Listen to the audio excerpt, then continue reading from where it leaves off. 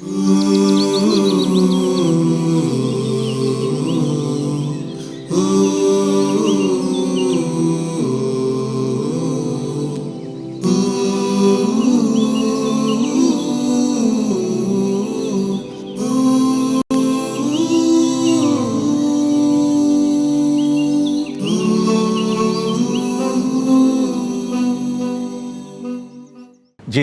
Welcome back ناظرین، ہمارے ساتھ موجود ہیں جناب مفتی ڈاکٹر محمد اجمل بٹی۔ ہم ان سے سوالات پوچھ رہے تھے۔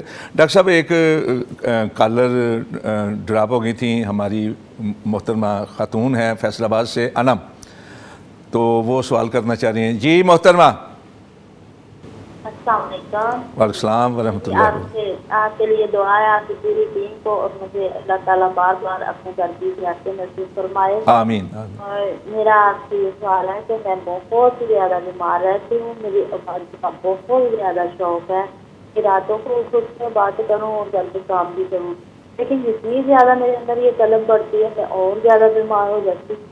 میں وضو بھی بڑی مشکل سے کرتی ہوں۔ میری اللہ سے بڑی دعا ہے کہ آپ میرے لیے دعا کریں، بیماری بھی کم ہو جائے اور میں اللہ کی بات کروں۔ میں ضرور سجدہ بھی نہیں کر سکتی، کرسی بھی جا کے دعا نہیں مار سکتی۔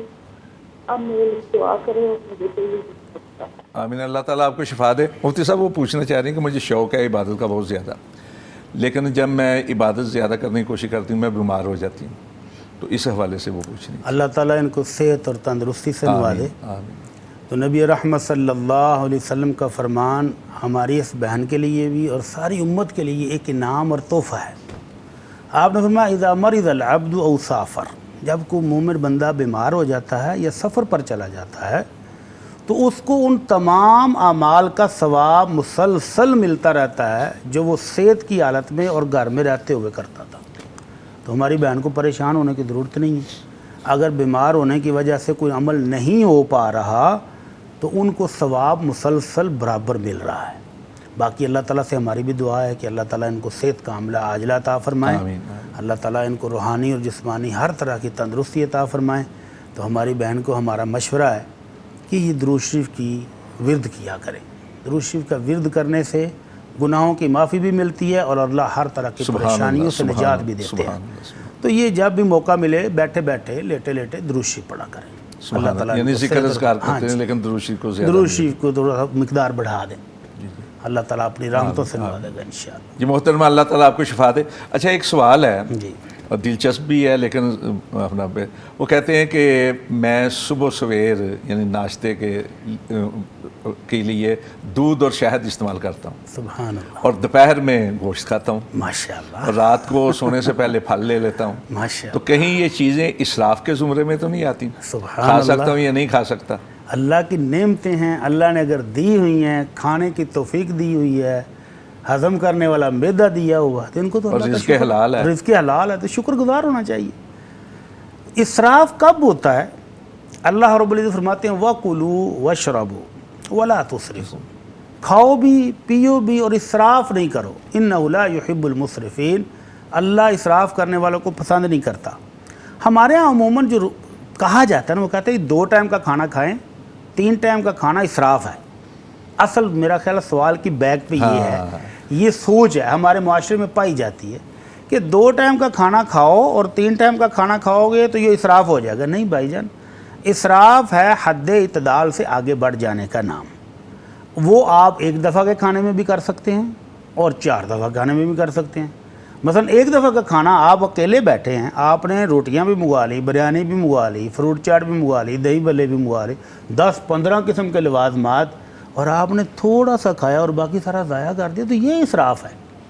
اور اگر آپ اپنی ضرورت کے مطابق، اپنی جسمانی ضرورت کے مطابق تھوڑا تھوڑا کر کے اگر 10 دفعہ بھی کھائیں تو کوئی حرج نہیں۔ اگر دن میں 10 مرتبہ بھی کھانا پڑے، حکیم حضرات بعض دفعہ کہہ دیتے ہیں کہ بھائی جان آپ نے اتنا سا لینا ہے لیکن ہر گھنٹے کے بعد لینا ہے، کوئی مسئلہ نہیں۔ جسمانی ضرورت کے مطابق لینا اور حد اعتدال کے اندر رہ کر کھانا اور اللہ کی نعمتوں کا شکر ادا کرنا، یہ مسلمان کو جب اللہ دیتا ہے تو دیکھنا چاہتا ہے کہ کس طرح نعمتوں کا استعمال کر رہا ہے۔ ہاں جی، وہ لیکن جو دیا ہے ان کے بارے میں سوال ضرور ہوگا۔ ہاں، سوال تو ہوگا نا کہ اس نے شکر ادا کیا ہے کہ نہیں، اللہ کی بندگی کی ہے کہ نہیں۔ تو کھائیں پئیں اور اللہ کا شکر ادا کرتے رہیں، تو انشاءاللہ یہ نعمتیں اللہ کا انعام ہے، ان سے استفادہ کرنا چاہیے، اور یہ کوئی اسراف نہیں۔ البتہ اسراف اس وقت ہے کہ جب ضرورت سے زیادہ استعمال کیا جائے یا اس کو ضائع کیا جائے، تو پھر منع ہے۔ پھر خواہ ایک ٹائم کا ہی کھانا ہو، جیسے آج کل برات میں ہوتا ہے، ولیمے میں ہوتا ہے کہ ڈشوں کی بھرمار ہے اور لوگ پلیٹ اتنی بھر لیتے ہیں، 2-4 لقمے لیے، ٹیشو سے ہاتھ صاف کیے اور پلیٹ کے اندر رکھا اور پوری پلیٹ اسی طرح ضائع کر کے چلے گئے، تو یہ ایک ٹائم کے کھانے میں بھی اسراف ہے۔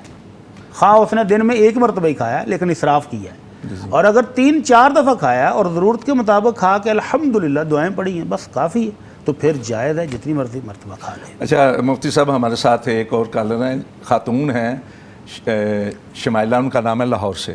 جی محترمہ۔ السلام علیکم سر۔ وعلیکم السلام۔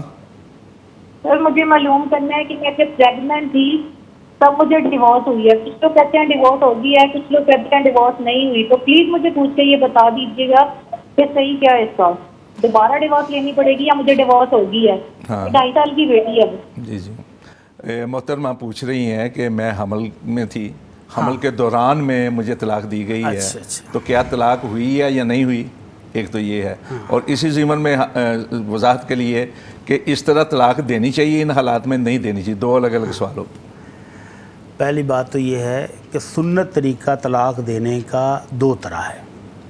ایک ان دنوں میں طلاق دی جائے جب عورت کو مینسز نہ ہوں، طہر کی حالت میں، پاکی کی حالت میں ہو، اور اس پاکی کے دنوں میں میاں بیوی کی قربت بھی نہ ہوئی ہو، جی تو یہ سنت طریقہ ہے طلاق دینے کا۔ یا عورت حاملہ ہو، ہمارے ہاں یہ بڑا عجیب و غریب قسم کا ٹرینڈ موجود ہے کہ حاملہ خاتون کو طلاق نہیں ہوتی، جبکہ سنت طریقہ ہی یہ ہے کہ اگر طلاق دینی ہو تو حمل کے دوران دے دو، تو حمل کے دوران دی ہوئی طلاق بالکل ہو جاتی ہے، لیکن اس کی عدت ایکسٹینڈ کر جاتی ہے۔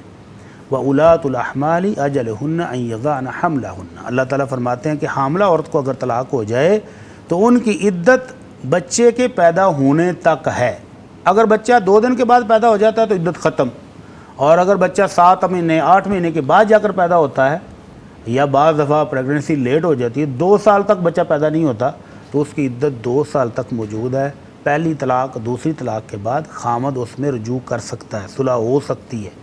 اب یہ بہن جو پوچھ رہی ہیں، جی اگر یہ بھی صلح کرنا چاہتی ہیں اور ابھی عدت موجود ہے، حمل موجود ہے، بچہ پیدا نہیں ہوا، تو اس عدت کے دوران پہلی یا دوسری طلاق کی صورت میں خامد صلح کر کے ان کو اپنے گھر لے جا سکتا ہے، اور اگر یہ تیسری اور آخری طلاق تھی تو پھر عدت گزر جانے کے بعد ختم۔ اچھا، ان کی بچی ہے 2.5 سال کی، اس حوالے سے بھی یہ ہونا، لیکن آپ نے اچھا کیا کہ بتا دی کہ صلح ہو سکتی ہے۔ ہاں صلح ہو عدت سے سکتی پہلے ہے، والے، اور اگر عدت کے بعد صلح کرنا چاہتا ہے تو تجدید نکاح۔ ہاں پھر تجدید نکاح ہوگا۔ اگر ماشاءاللہ ایک سوال میں کئی جواب، اگر یہ پہلی یا دوسری طلاق ہو، اگر یہ تیسری اور فائنل طلاق تھی تو پھر تو رجوع بھی نہیں ہو سکتا اور صلح بھی نہیں ہو سکتی، اور نیا نکاح بھی نہیں ہو سکتا، حتیٰ کہ وہ کہیں اور جا کر نکاح کریں اور بالفرض وہاں سے فارغ ہو جائیں کسی طریقے سے، تو پھر یہ نیا نکاح ان کے ساتھ سابقہ خامد سے کر سکتی ہے۔ جی محترم بٹی صاحب، بہت زیادہ شکریہ آپ کا، آپ ماشاءاللہ ہمیشہ روشنیاں بکھیرتے رہتے ہیں۔ کر صاحب آپ کا بھی شکریہ۔ ناظرین کرام، ہم ایک وقفہ لیں گے اور وقفے کے بعد ہمارے ساتھ نئے مہمان ہوں گے انشاءاللہ العزیز۔ تب تک کے لیے انتظار کیجیے، ہمارے ساتھ رہیے۔ جزاکم اللہ حسن الجزا۔